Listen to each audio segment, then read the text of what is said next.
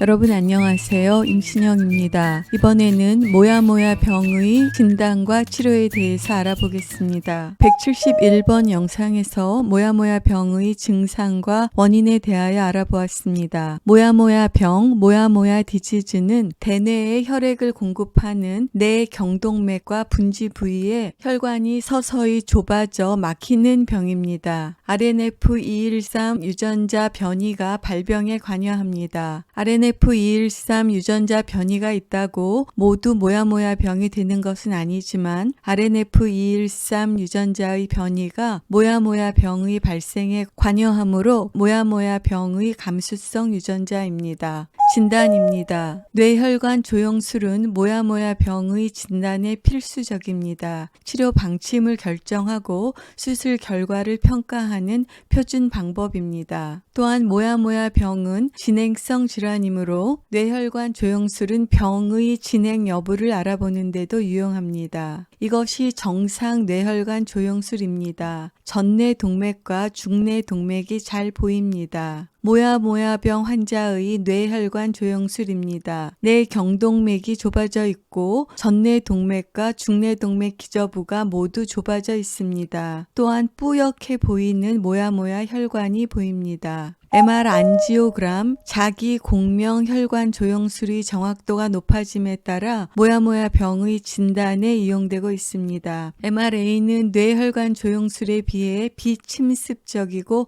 안전한 검사입니다. 단점은 혈관 협착이 과장되게 나타나는 경우가 있고 뇌의 기저부의 모야모야 혈관을 자세히 평가할 수 없는 경우가 있습니다. 모야모야 병의 뇌 MRI에서는 까만 점처럼 보이는 것이 나타나는 경우가 있습니다. 이것은 모야모야 혈관들에 의해서 나타나며 이 경우는 양쪽 기저핵에 플로보이드 즉 까만 점이 보입니다. 스펙트 즉 단일 광자 단층 촬영 검사를 합니다. 스펙트는 국소 혈류량을 알 수 있습니다. 이 환자는 뇌혈류가 좋아 보이지만 아세타졸라마이드 즉 다이아목스라는 주사액을 주사하면 혈관이 확장되고 그때 더 많은 뇌혈류가 잘 보충되는지를 보는 검사입니다. 즉 스펙트는 국소 뇌혈류량과 뇌혈류 예비능을 측정할 수 있는 검사입니다. 모야모야 병에서 수술 전에 뇌혈류 예비능이 안 좋았는데 수술 후에 뇌혈류 예비능이 증가되는 것을 보여줍니다. 또한 모야모야 병으로 진단된 경우에 RNF213 유전자의 염기서열 분석을 통해서 돌연 변이가 있는지, 변이가 있다면 1개 혹은 2개의 유전자의 변이가 있는지를 검사할 수 있습니다. RNF213 유전자는 모야모야 병의 감수성 유전자입니다. 모야모야 병의 치료입니다. 모야모야 병은 뇌의 특정 혈관이 좁아지고 불안정한 보상성 모야모야 혈관이 생기고 이로 인해서 뇌허혈 또는 뇌출혈이 발생하는 질환입니다. 따라서 뇌허혈 또는 뇌출혈이 유발되는 상황을 만들지 않는 것이 중요합니다. 과호흡을 하거나 흥분하면 뇌혈류에 변화가 생겨 뇌허혈 또는 뇌출혈이 생길 수 있으므로 되도록이면 심신의 안정을 유지하도록 합니다. 모야모야 병의 치료 방법으로는 보존적 치료, 즉 비수술적 치료와 수술적 치료가 있습니다. 모야모야 병의 비수술적 치료로 항혈소판 제제 등의 항응고제, 칼슘 채널 블로커 등이 사용되고 있는데 효과는 명확하지 않습니다. 모야모야 병에서 뇌의 허혈 또는 일과성 뇌허혈 발작을 막기 위해서 항혈소판 제제가 사용되고 있습니다. 2021년 보고에서 항혈소판 제제가 뇌경색, 뇌출혈을 줄인다는 명백한 증거가 없다고 보고하였습니다. 그러나 항혈소판 제제가 뇌출혈의 위험을 증가시키지는 않았습니다. 따라서 모야모야 병에서 항혈소판 제제가 많이 사용되고 있습니다만 항혈소판 제제의 뇌허혈 방지 효과는 명확하지 않습니다. 가장 중요한 치료법은 수술적 치료 방법입니다. 조기 수술이 필요한 경우가 있습니다. 어린 나이에 발생한 경우 그리고 후뇌 동맥을 침범한 경우 예후가 좋지 않으므로 조기 수술을 고려합니다. 또한 RNF213 유전자 돌연 변이가 한 쌍의 유전자 모두에서 나타나는 호모자이고트, 즉 동형 접합체인 경우는 병의 진행 속도가 빠를 수 있으므로 조기 수술을 고려합니다. 모야모야 병의 수술은 외경동맥의 혈류를 이용해서 뇌 안에 부족한 혈류를 보충하는 것입니다. 혈관과 혈관을 직접 연결해서 뇌 혈류를 늘리는 직접 혈관 문합술이 있습니다. 시간이 필요하지만 뇌의 다른 부분에서 새로운 혈관이 자라나서 이 혈관들에 의해 보조적으로 혈류를 늘리도록 하는 간접 혈관 문합술이 있습니다. 직접 혈관 문합술에 가장 많이 사용하는 혈관은 외경동맥에서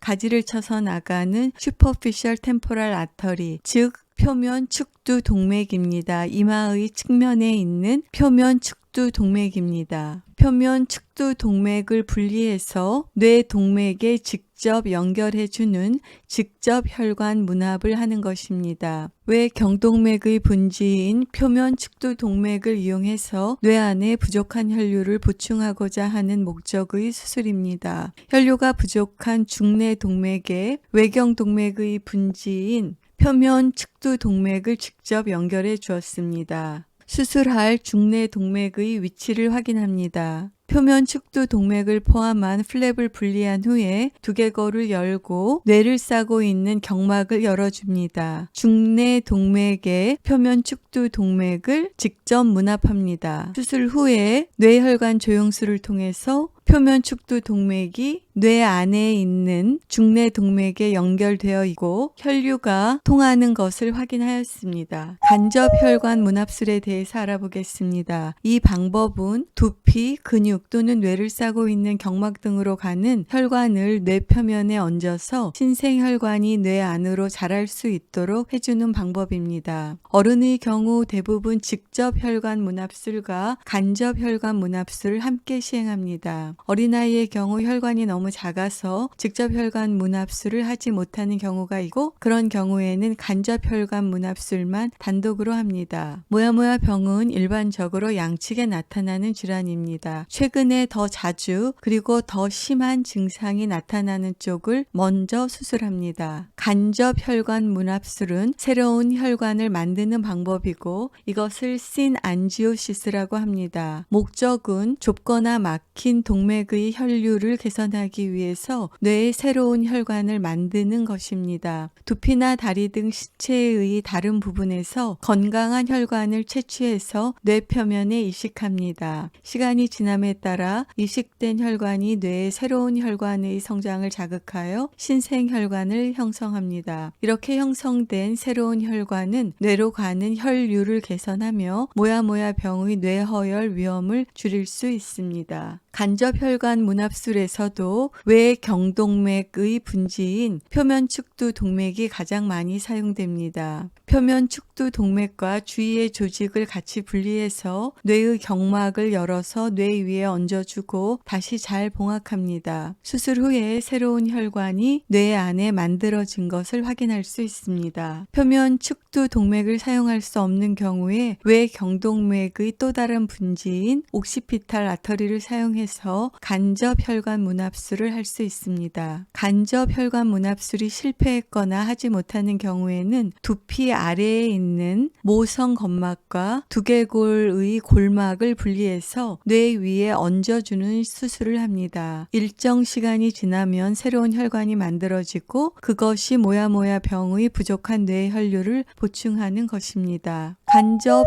혈관 문합술이 실패한 경우에 이와 같이 머리뼈에 구멍을 뚫어주는 수술을 하기도 합니다. 이와 같이 머리뼈에 상처를 내서 뇌에 더 많은 혈관이 만들어질 수 있도록 하는 것입니다. 모야모야 병에서 뇌에 구멍을 만들어주고 수술 전후를 비교시 수술 후에 많은 새로운 혈관이 만들어져서 뇌가 부족한 혈류를 보충받고 있음을 보여줍니다. 모야모야 병의 표준 수술 방법은 직접 직접 문합술과 함께 간접 문합술을 동시에 하는 것입니다. 수술에는 합병증이나 부작용이 있을 수 있습니다. 그 중에 하나가 수술 부위에 혈류가 더 많아지는 현상입니다. 이것을 뇌의 과관류 증후군, 세레브랄 하이퍼퍼퓨전 신드롬이라고 합니다. 수술 후에 뇌로 가는 혈류의 과도한 증가를 특징으로 하며 두통이나 발작 또는 국소적인 신경학적 증상을 유발할 수 있습니다. 뇌 과관류 증후군의 정확한 원인은 알지 못하지만 수술 후 뇌혈류가 급격히 증가해서 이러한 증상이 생기는 것으로 생각됩니다. 혈류의 급격한 증가는 혈관을 과도하게 확장시켜서 압력을 증가시키고 주변 내 조직을 손상시킬 수 있습니다. 따라서 수술 후에 혈압을 적절하게 유지하고 발작을 예방하고 뇌 부종을 줄이기 위한 약물을 사용합니다. 모야모야 병에 대한 수술 치료는 수술을 하지 않은 경우와 비교해서 뇌졸중의 발생이 감소하는 것으로 보고되고 있어서 수술 후의 이득이 있습니다. 특히 성인에서는 직접 혈관 문합술을 한 경우가 더 효과가 있습니다. 성인에서 간접 혈관 문합술을 한 경우에는 이후에 뇌졸중이 발생할 위험이 직접 혈관 문합술을 한 군에서보다 더 높습니다. 모야모야 병은 뇌 양쪽에서 진행되는 병이기 때문에 보통 4 내지 6주 간격으로 양쪽 모두 수술합니다. 예외적으로 한쪽에만 발생한 경우는 1차 수술 이후 진행 정도를 보면서 향후 치료를 결정합니다. 간접 혈관 문합술은 혈관을 직접 이어주는 수술이 아니므로 혈관이 자라나는 시간이 필요합니다. 증상이 없는 모야모야 병이라도 진행의 가능성이 높은 어린이에서는 뇌혈류 검사 결과에 따라서 수술하는 경우가 있습니다. 그러나 어른에서는 증상이 없는 경우는 수술은 일반적으로 권유되지 않습니다. 오늘은 모야모야 병의 진단과 치료에 대해서 알아보았습니다. 여러분 감사합니다. 임신영이었습니다.